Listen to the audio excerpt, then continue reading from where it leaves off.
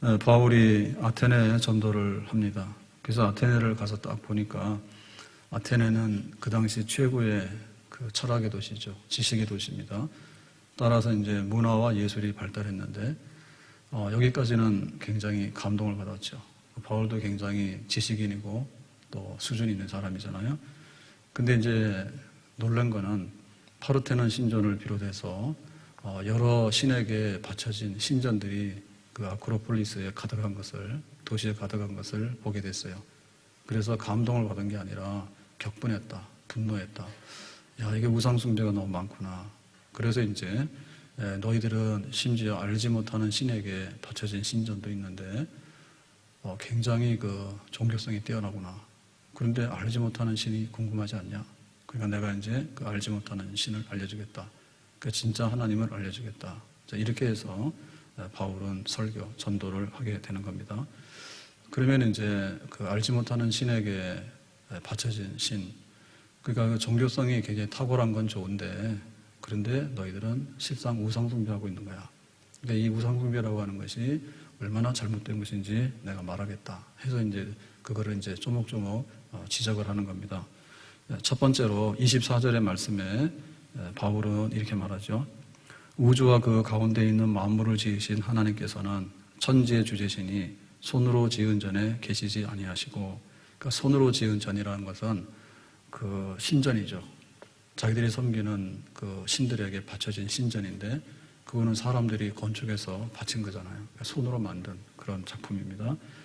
그런데 하나님은 어떤 분이냐? 우주와 그 가운데 있는 만물을 지으신 하나님, 그러니까 천지 만물을 지으신 하나님. 그러니까 하나님이 그 집에 들어가 계실 수가 없겠죠. 하나님이 얼마나 큰 분입니까? 그러니까 우리는 우리 집에 들어간다라고 하면 사람은 보통 키가 뭐 170에서 180 정도 대충 이렇게 사니까 뭐 30평 뭐 이렇게 하면은 생활할 수 있는 공간이 된다. 그래서 우리가 사는 집이 정해지는 거예요. 근데 만약에 키가 한 3m, 그럼 아파트 사람 못 살아요. 그건 아파트에 못 살죠. 그리고 몸무게가 뭐 2만 톤 이러면은 뭐 아파트 무너지죠. 그러니까는 너희들이 만든 신전에다가 하나님이 들어갈 수 있겠느냐? 하나님 못 들어간다. 그러니까 그 하나님을 작은 공간에다가 가두게 되고 건축물에다가 가두는 것은 그거는 좀 맞지 않는 일이다. 이제 이렇게 바울이 지적을 했습니다. 자, 두 번째로 보면 25절에 이렇게 말합니다. 무엇이 부족한 것처럼 사람의 손으로 섬김을 받으시는 것이 아니니 이는 만민에게 생명과 호흡과 만물을 친히 주시는 이심이라. 그러니까 하나님께서는 주시는 분이다. 뭘 주느냐 하면 사람의 생명을 주시고 그 다음에 우리에게 필요한 의식주를 주시고 우리의 필요한 모든 것을 공급하시는 분이에요. 그러니까 우리는 하나님께 다 받는다 보면 돼. 근데 이제 우상을 섬기는 사람들의 특징은 뭐냐면 자기들이 신에게 뭔가를 바친다고 생각해. 그래서 제사상 차릴 때 뭔가를 많이 차리잖아요. 그거 뭐냐면 죽은 귀신들 배고프다고 와서 먹으라는 거예요. 그러니까 우리가 그 신을 먹여 살리는 거죠. 소년, 소녀 가장이 있어요. 그러니까 원래는 부모님이 계시면 부모님이 전부 다 가정을 책임지는데 무슨 이유로 인해서 부모님이 안 계시면 부득불 참 이렇게 거꾸로 하는 경우가 있잖아요. 어린 소녀가 뭐 동생을 다 책임지고 그 다음에 병든 할아버지 할머니 책임진다. 그런 건 안 된 일이죠. 그죠? 그래서 우리가 우상숭배한다는 얘기는 그 우상숭배할 때 집도 지어주고 그 다음에 먹을 것도 갖다 주고 그 다음에 기분도 좋게 하고 그래서 막 우상숭배할 때 그 무당들이 굿하게 되면 굉장히 신명나게 합니다. 그 신 들렸다는 말 쓰잖아요. 그 막 신이 들려가지고 거기서 막 이렇게 재롱을 떨고 그래야지 신이 기분 좋아가지고 뭐 한마디 하거나 또 소원을 들어주거나 그런 거죠. 그러니까 완전히 거꾸로 된 거예요. 그러니까 원래는 하나님이 우리에게 모든 것을 주시는데 오늘은 날이 굉장히 좋습니다. 그러면 우산도 쓸 거 없고 그냥 이렇게 잘 오면 되잖아요. 우리는 받는 입장이잖아요. 근데 우리가 섬기는 신이 비 맞을 것 같아. 그러니까 우산도 씌워주고 뭐 이런 식으로 말하면 집에서 키우는 화초나 혹은 애완동물이죠. 예. 화초를 함부로 하면 얘는 죽는단 말이에요. 그러니까 우리가 잘 보호를 해줘야 되는 거고 그 다음에 애완동물도 마찬가지입니다. 집에서 키우면 먹을 것도 주고 잘 관리를 해줘야 되는데 그냥 버려두면. 그래서 여행 갈 때 집에서 개 있는 분들은 좀 곤란하다며요. 그래서 또 개 호텔에다가 이렇게 맡기고 가면 그게 우리가 여행 가서 호텔 간 돈보다 비싸다며. 개를 하루 맡기는 호텔 값이. 뭐 그런 전설적인 얘기가 있다 그랬습니다. 아무튼 간에 이게 주객이 전도된다는 거죠. 우리가 꾸미고 먹이고 입혀가지고 그 신을 이렇게 살려나가는 그게 바로 우상숭배 아닙니까? 근데 실상은 뭐예요? 하나님이 주시는 거 다 받아서 우리가 살고 있는데. 자, 세 번째로는 26절에 이렇게 말하죠. 인류는 모든 족속을 한 혈통으로 만드사 온 땅에 살게 하시고 그들의 연대를 정하시며 거주의 경계를 한정하셨으니 모든 그 사람들, 모든 나라가 이 땅에 이렇게 살고 있는데 하나님께서 이렇게 해주신 거다. 그러니까는 아시아에 사는 사람은 아시아에 살고 혹은 뭐 아프리카에 사는 사람은 아프리카 살고 또 거기에 따라서 피부 색깔도 흰 사람도 있고 또 황인종도 있고 백인종도 있고 뭐 등등. 그리고 뭐 나라를 정해서 중국 사람, 또 한국 사람, 일본 사람 굉장히 그 정체성이 좀 다르잖아요. 그렇게 살아가도록 하나님이 다 정하셨다 그죠? 자, 그래서 27절에 보면 이렇게 말하죠. 이는 사람으로 혹 하나님을 더듬어 찾아 발견하게 하라 하심이로되. 그러니까는 하나님이 어디 계셔? 그러면 하나님은 우주와 만물을 지으신 분이야. 그럼 우주와 만물이 우리 눈에 보이냐 말이에요. 우리가 해를 보고 달을 보지만 만약에 우리가 달을 갔다 와라 그러면은 인생 끝나잖아요. 하나님이 어디 계시냐라고 할 때 하나님 어디 계시냐 할 때 너무 하나님이 멀리 계시고 하나님이 너무나 크기 때문에 우리로서는 도저히 경험을 할 수 없다고. 그래서 하나님께서는 더듬어 찾아 발견할 수 있도록 그 사람들을 지으시고 또 사람들이 혼자 사는 게 아니라 결혼해서 가정을 이루고 또 가정을 이룰 뿐만 아니라 이웃을 만들어가지고 함께 동네에서 살고. 그렇죠. 그게 커지다 보면 고양시 인구가 100만이 넘었어요. 그러다 보면 경기도가 되고 경기도가 되다 보면 우리나라가 되고 우리나라가 되다 보면 올림픽 모여라. 그러면 전 세계 올림픽 모여가지고 모든 사람들이 와서 또 이렇게 화합하게 되고 또 좋게 지내는 이런 걸 보잖아요. 그러니까 하나님이 어디 계시냐라고 하면 손가락을 가르칠 때 하나님은 하늘에 계셔 라고 하면 해와 달과 별밖에 안 보인다고. 근데 그게 보이지만 우리가 갈 수가 없다고. 하나님 거기 계신지. 그러니까는 내 안에 하나님 계시고 우리 가정 안에 하나님 계시고 우리가 사는 이 생활 속에 하나님이 계신다. 그게 바로 하나님이 보이는 이 세상이에요. 그래서 하나님의 나라는 하나님이 계시는 먼 어떤 막 미지의 나라가 아니라 하나님의 나라는 이 땅에 임하신다. 나라에 임하옵시며. 아멘. 그러니까 하나님의 나라가 이 땅에 임하는 거죠. 내 안에 임하고 우리 가정 안에 임하고 우리 살고 있는 동네에 임하는 거죠. 그게 원래 정상이에요. 그래서 하나님이 여기 계시는구나. 우리는 사실은 그 에덴의 낙원에서 사는 게 맞는 거죠. 근데 죄를 지어가지고 에덴의 낙원에서 쫓겨났습니다. 쫓겨났어. 그래서 그 에덴 낙원하고 비슷한 데를 찾아다니는 거죠. 그래서 경치도 좋은 데 가고 동네도 살기 좋은 데 가고 그렇게 이제 노력을 하고 있는 거예요. 근데 여기 하나님이 보이지 않는 것은 뭐냐면 우리의 죄 때문에 그런 겁니다. 죄 때문에. 아침에 뉴스가 나왔는데 그 뉴스에 미담만 나오는 거예요. 전부 다 1부터 100까지 뉴스가 미담이야. 야, 그러면 정말 사람들이 착하네. 이제 이렇게 감동을 받겠죠. 예, 그러면은 하나님이 계시는 나라인가 보다. 하나님의 나라가 이 땅에 임해 있구나. 이런 걸 우리가 좀 느낄 거 아니에요. 근데 아침에 일어났더니 코로나가 터졌는데 춤추다가 터졌대더라. 이렇게 되면은 좀 안 좋죠. 근데 사기꾼들이 몇백억을 해먹고 도망갔대더라. 우리는 1시간 해봐야 알바 10,000원도 못 받는데 거기는 뭐 몇백억을 해먹고 도망갔는데 야, 세상에 이럴 수 있냐. 그리고 힘없는 사람은 잡혀가서 매 맞았어. 무슨 일인지 모르겠는데 예를 들면 경찰이 잡아다 팼어. 요즘에 조심해야 된대요. 예, 벌금 많이 발부한다니까 조심해야 된대. 돈 많이 퍼져가지고 나라에 돈이 없대요. 근데 경찰이 정말 이렇게 강도 만난 사람을 가서 그냥 구해가지고 살렸더래. 이러면 굉장히 좋잖아요. 근데 이 세상에 그게 거꾸로 되고 잘 안 되는 이유는 인간의 죄성 때문에 그런 겁니다.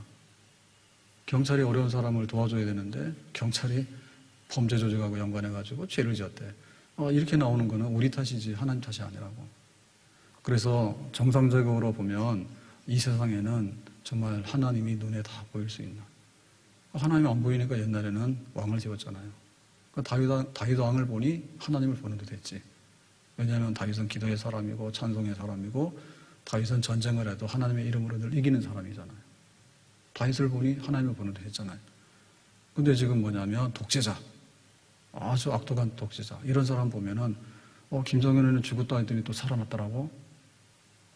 그리고 그런 독재자를 보면은 골치 아프죠. 자꾸 미사일 가지고 해가지고 뭐 한다니까 골치 아프잖아요. 그러니까 그것은 우리 탓이지 하나님 탓이 아니다.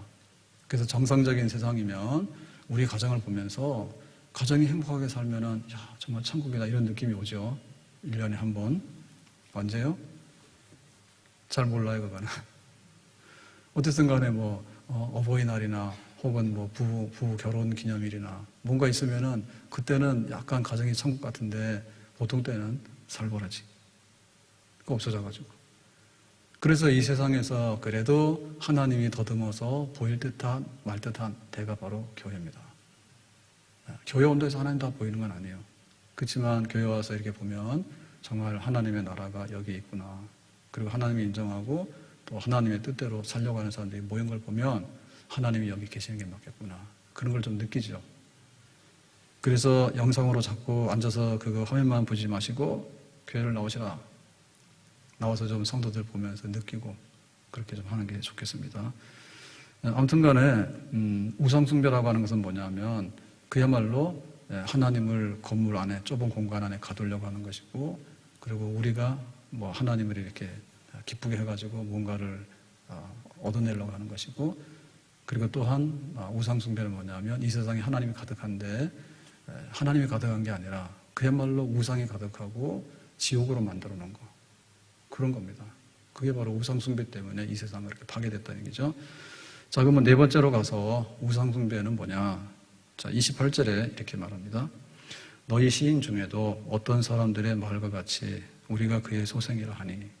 그러니까 이 아테네는 철학의 도시인데 여기에는 시인들도 있겠죠.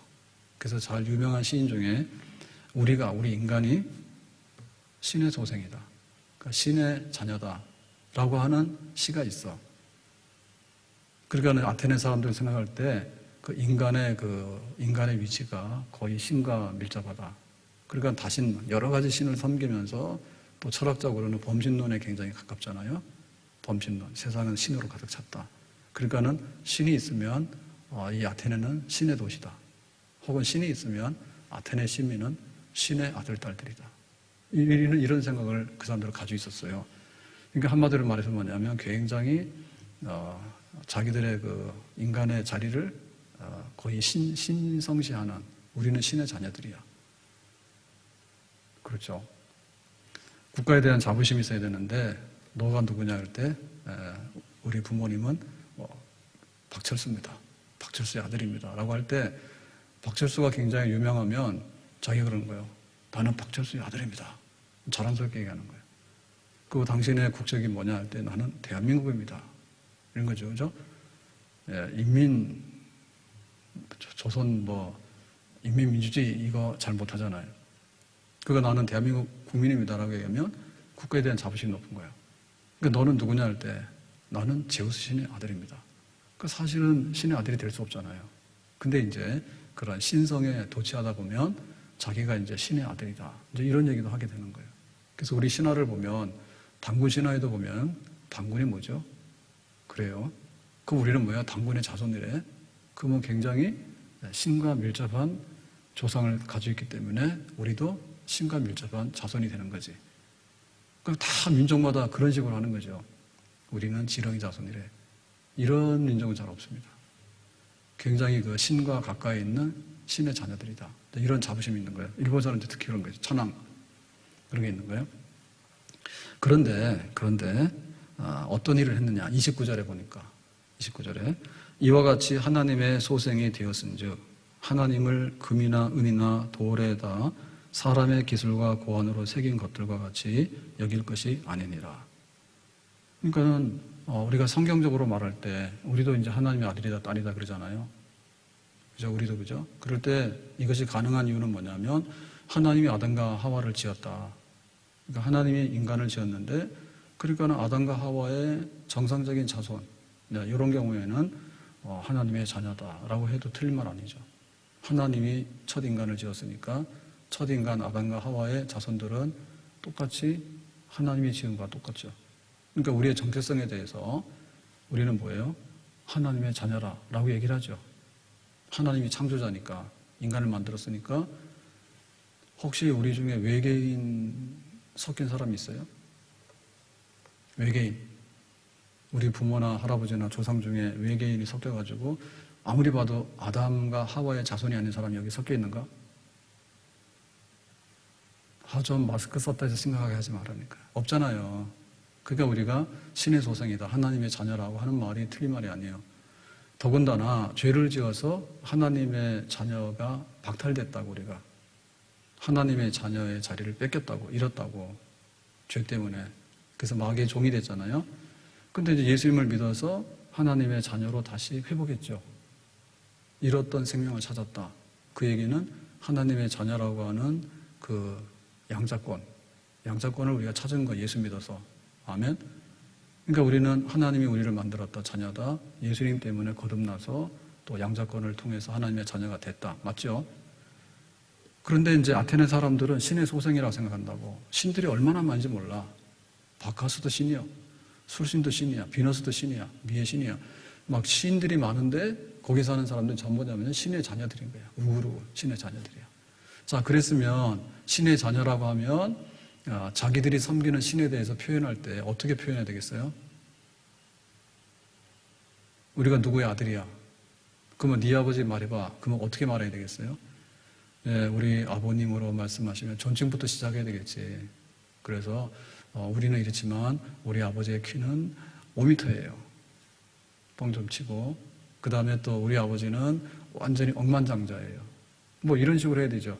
우리 아버지는 키가 1m 난쟁이고요. 우리 아버지는요, 파산해가지고요, 일자무식이고요. 이런 식으로는 잘 안 하잖아요. 왜냐하면 적어도 자기 자식이면, 예, 아버지에 대해서는 자식보다는 좀 나은 게 맞는 거죠. 그죠? 그래서 우리가 만약에 네 아버지가 누구냐 할 때 우리 아버지로 말씀하시면 쭉쭉 올라가면 원숭이입니다. 근데 아프리카산 원숭이입니다. 자, 이렇게 말하는 거는 좀 어때요, 기분이? 좋아요? 그래서 동물원 가가지고 원숭이를 그렇게 봤구나. 옛날에는 동물원 이렇게 했거든요. 그 동물원 가면 그래도 제일 흔한 게 원숭이잖아요. 그죠? 원숭이. 그래서 보면서 원숭이가 기했던 거는 조상 만난 뜻에서 기뻤던 거예요. 우리 조상을 만났구나. 그러면은 너 그럼 원숭이랑 같이 살아라고 뭐가 돌아 삽니까? 안 살죠. 네, 원숭이 놀리고 오잖아요. 뭐 원숭이 뭐는 빨개 이러고 놀리고 오지. 우리가 가서 원숭이는 안 살잖아. 그러니까 그걸 보면 말은 그래 하지만 실상은 별로 안 좋죠. 근데 이상하게 사람들은요, 그런 데 대해서 부끄러운 걸 모릅니다. 부끄러운 걸. 그래서 우상 숭배하는 사람도 이런 거죠. 내가 복을 받고 싶어. 그냥 오늘 새 차를 가져왔어. 그래서 이제 이 차가 사고도 안 나고 잘 써야 되는데, 그거 안 믿는 사람 뭐 하냐? 뭐 하는 일이 있어요. 제가 옛날에 길거리에서 노제 지내는 거 봤어. 노제를 지내는데 큰 마을 넘어오는 그 육교 있잖아요. 차가 지금은 많이 다니는데 옛날에 많이 안 다녔어. 그래서 그 차선 하나에다가 온 가족이 다 모였어. 그래서 제사를 지내는데 주인공이 누구냐? 차야. 사고하지 말라고 그랬는지 집에서는 적당히 하지. 그거를 이 동네 한가운데 도로를 점유해가지고 거기다 차를 세워놓고 고사 지내더라고. 참 신기해요. 아니, 사람이 차를 운전하면, 사람이 잘하면 차가 가서 사고를 냅니까? 사람이 운전하는 거지. 고사 지내려면 누굴 고사 지내야 돼? 자기 자신이 교통 위반하지 말고 잘 가라. 근데 거기다 고사 지내놓고 차가 무슨 죄가 있냐고. 네가 다 덤탱이를 써가지고 안전하게 보장해라. 완전 억지죠. 야, 이런 건 하면 안 됩니다. 그럴 거예요. 예? 자동차가 내가 3천만 원짜리 차다 그러면 나는 내 거 아무것도 없어. 사실 아무것도 없잖아요, 차는. 차 등록 증언에 있을지 모르지만 차주는 누구예요? 차주 이름이 차입니까? 상상력이 막 발동되네. 차주 이름이 차요? 내가 막 벤츠를 샀어. 그래서 내 등록증에다가 차주 이름이 뭐냐면 벤츠. 벤츠가 차주가 이름이 자기가 이름이에요? 아니잖아요. 기계덩어리잖아요, 기계덩어리. 근데 거기다 대고 막 빈다니까. 그러니까 얘가 얼마나 억울할 거예요. 나는 돈 3천만 원에 팔려온 소나타입니다. 근데 왜 나한테 그런 책임을 자꾸만 맡기십니까? 나는 가라고 하는 대로 가고 그 다음에 기계 수명을 다하면은 고장도 나는 겁니다. 그렇게 말할 거 아니에요. 근데 사람들 그런 거 안 하죠. 무조건 네가 안전운전 해야 돼. 그 다음에 이 차를 타고 다니는 동안에 우리 집에 복을 많이 받아야 돼. 사업이 번창해야 돼. 진짜 미칠 노릇이야. 뭐라고 막 뒤집어 씌우는 거야. 그래서 오늘 말씀에는 뭐라고 했는가 하면요. 하나님을, 그러니까 자기들이 섬기는 신을요. 금이나 은이나 돌에다가 사람의 기술과 고안으로 새긴 것들로 만들어버렸어.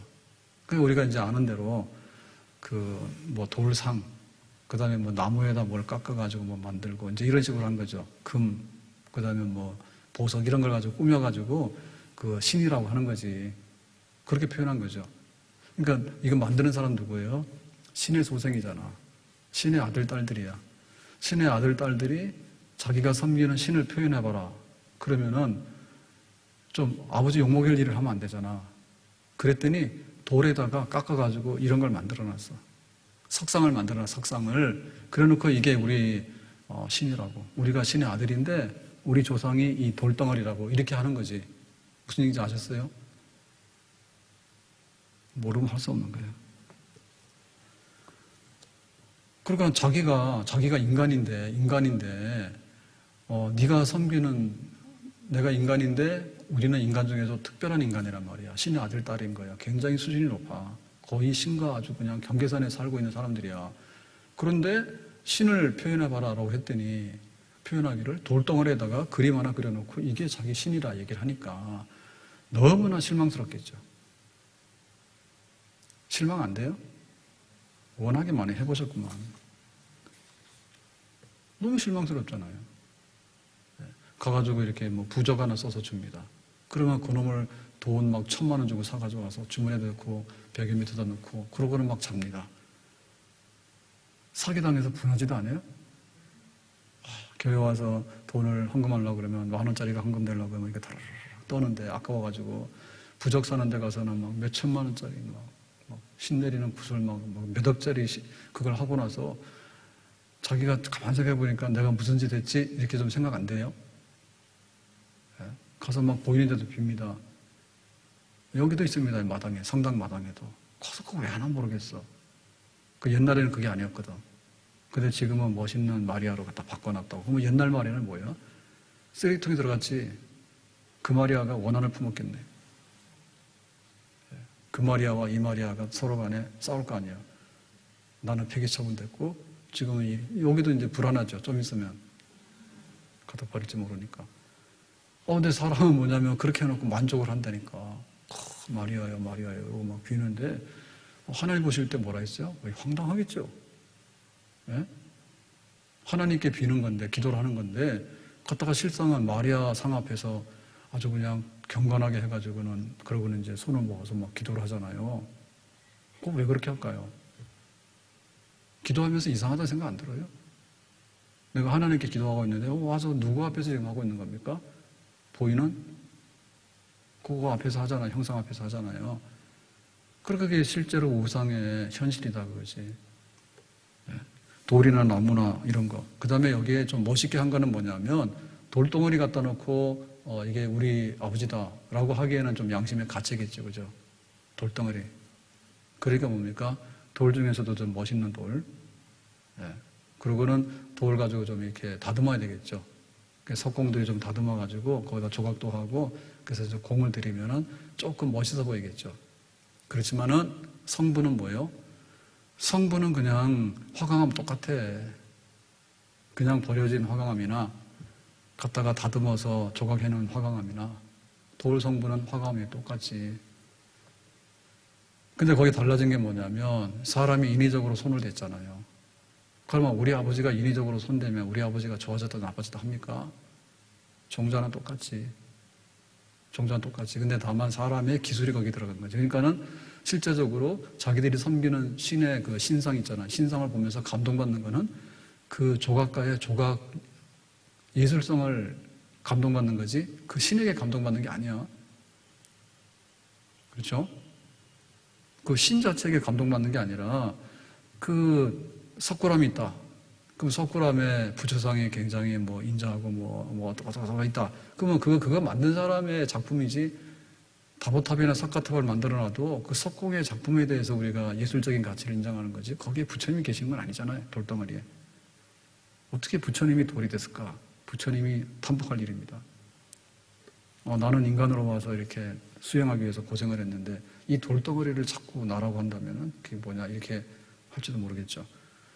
아무튼 간에 우상숭배하는 걸 보면 가만히 보면은 나는 신의 소생이고 신의 아들 딸들인데 우리 조상 우리 아버지를 보여줄게라고 했는데 보여달라 했더니 너무나 기절초풍할 돌 나무 여기다가 적당하게 조각해 가져와서 이걸 가지고 막 자기들의 신이라 얘기를 하니까 사람들이 감동받는데 감동받는 사람은 다 정신 이상이에요.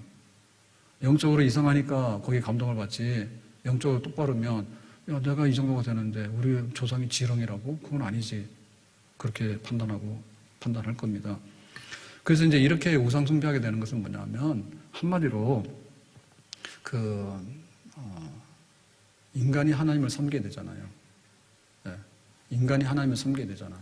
근데 우상숭배는 뭐냐면 인간이 인간을 섬기는 거야. 자작이에요, 자작. 자작인 거예요. 그러고는 하나님이 있고 인간이 있는 거잖아요. 근데 우상숭배는 뭐냐면 인간이 있고 우상이 있는 거예요. 하나님이 있고 인간이 있죠. 하나님이 계시니까 우리가 그 안에서 하나님이 생사와 복을 다스리신다. 그러니까 우리가 그 은혜를 입기 원한다. 이렇게 되잖아요. 하나님 계시니까 인간이 있는 거잖아요. 근데 우상숭배는 인간이 우상을 주물러 지었다가 폈다 지었다 폈다 하는 거예요. 그게 우상숭배인 거예요. 그러니까 이게 완전히 뭐냐면 역전이 돼가지고요. 인간 마음대로 하는 것에 대한 아주 앞뒤가 안 맞는 행위가 우상숭배입니다. 우리가 하나님을 섬길 때 우리 마음대로 하는 거 있어 없어요? 없죠. 살고 죽는 것도 하나님 마음이고 계명을 주신 것도 하나님 마음이지 그렇잖아요.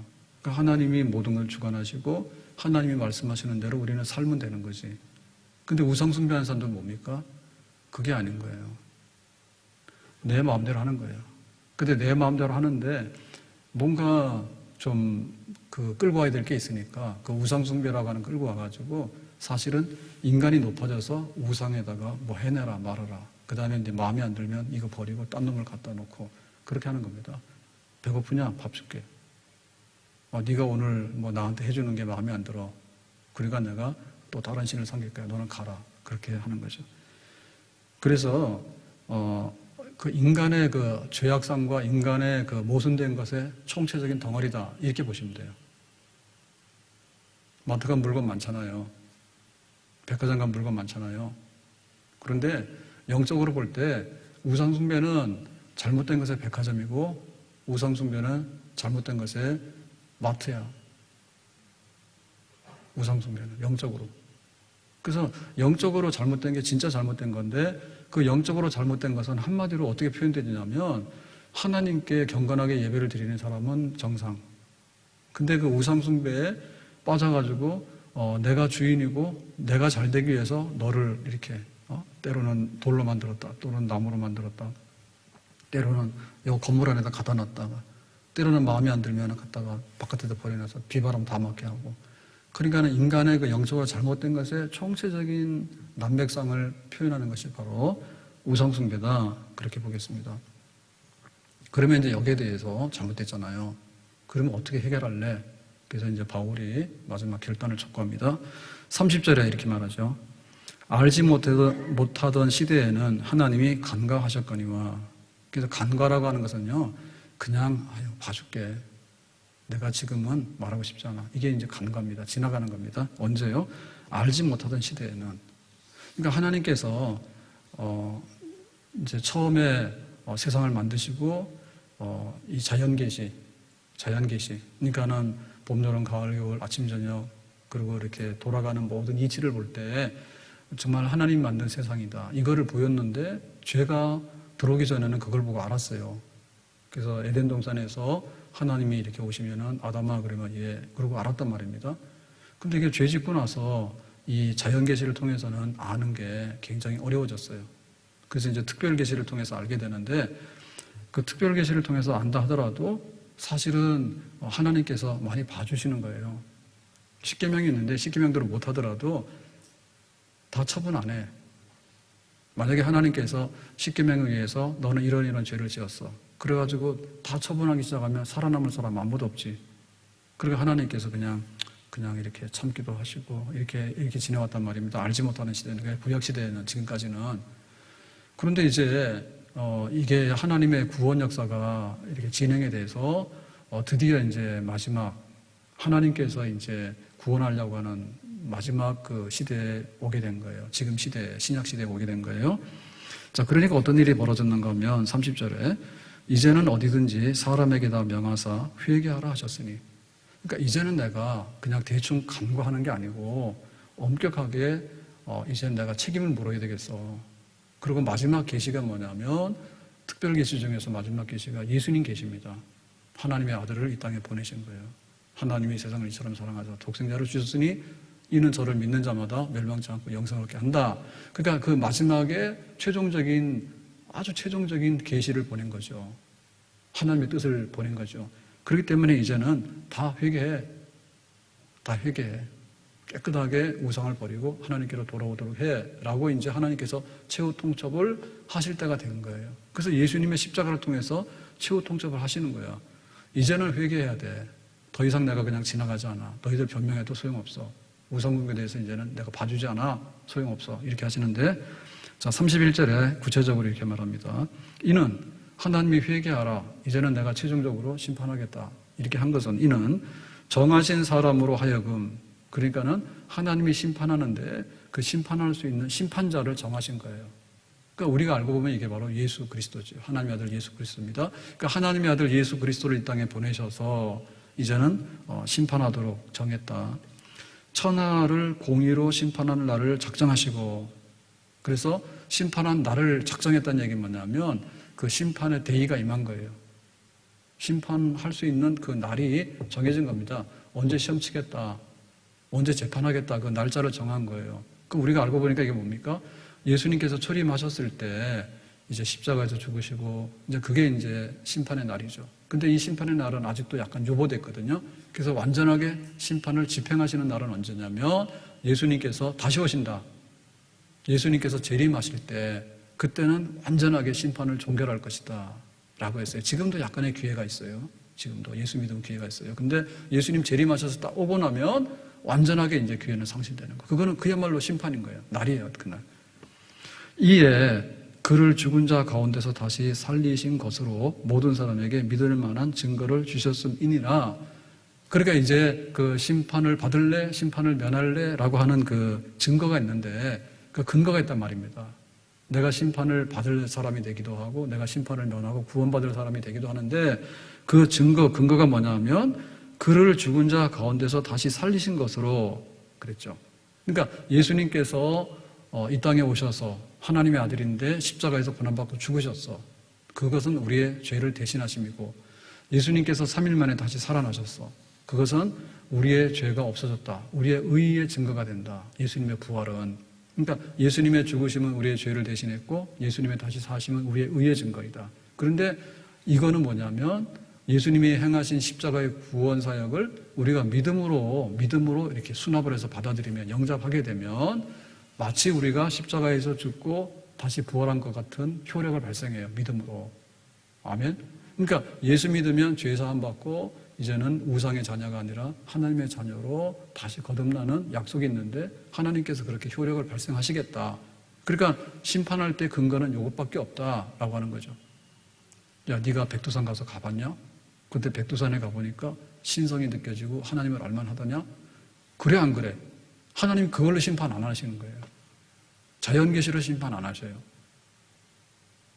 우리가 굉장히 어려운 상황에서 살았어. 그래서 막 난민촌에서 사는데 막 영양실조가 걸리기도 하고 뭐 북한에 정치범 수용소가 살다 보면 살아서 나온 사람 없이 막 다 죽잖아요.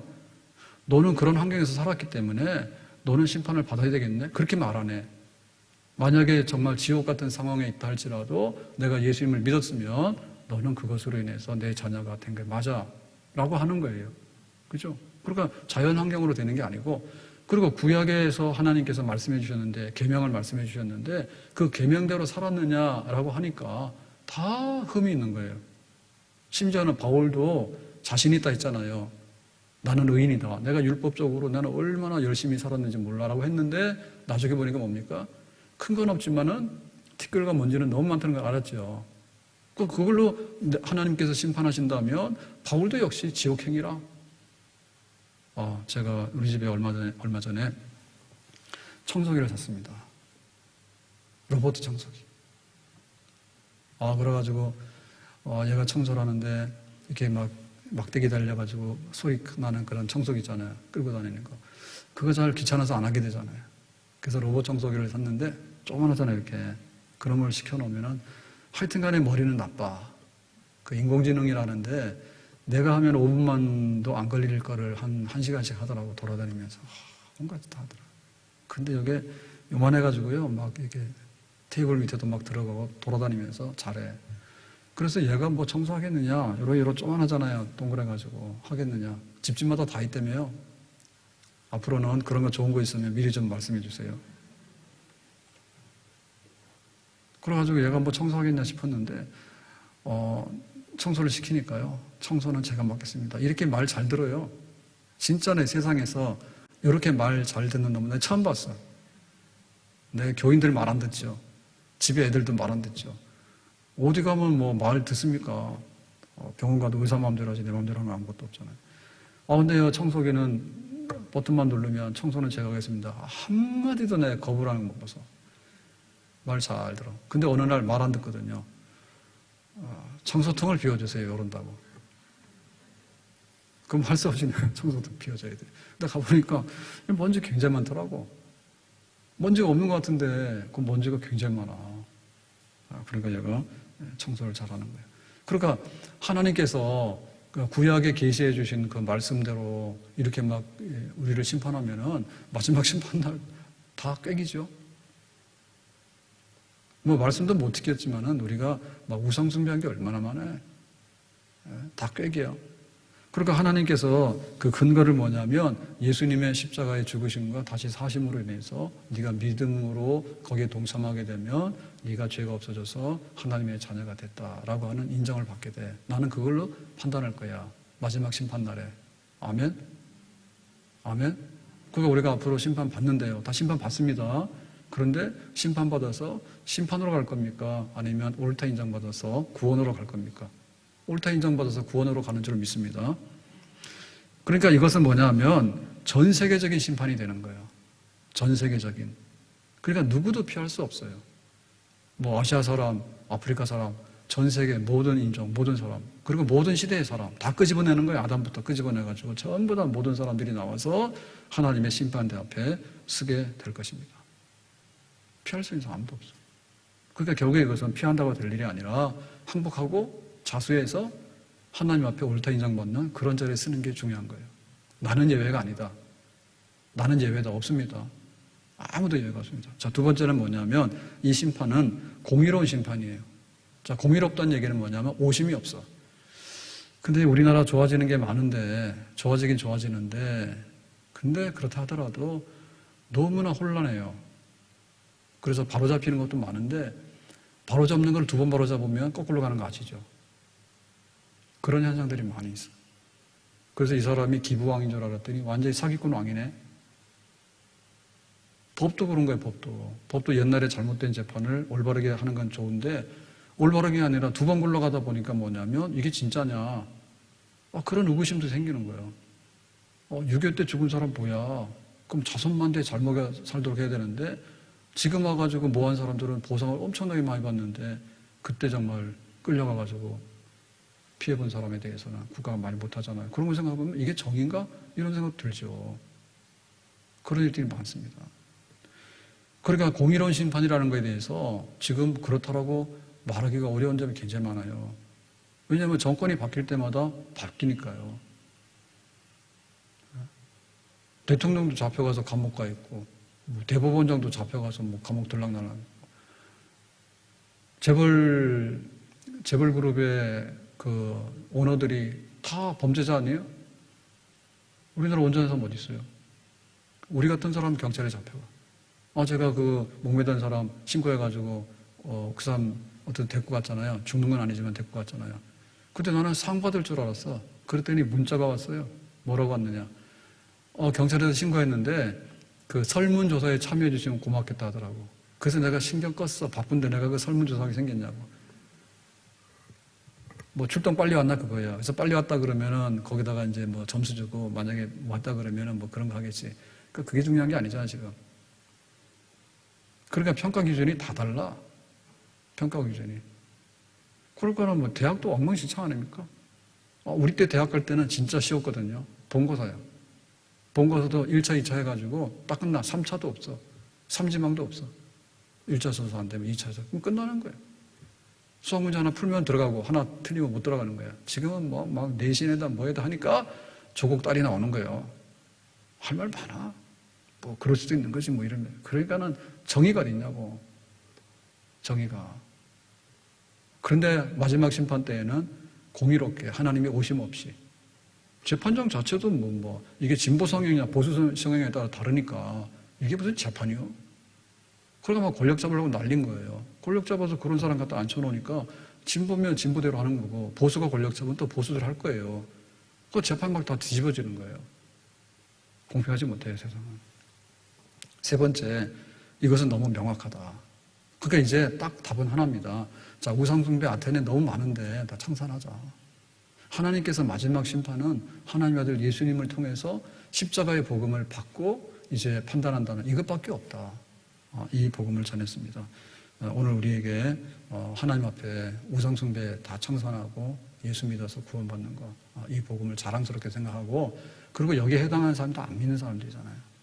다 믿는 사람들. 안 믿는 사람들도 어쨌든 간에 너도 여기 심판대 앞에 서게 되면 하나님께서 마지막에 물으실 수 있는 건 뭐냐면 그래도 제일 유리한 건 이겁니다.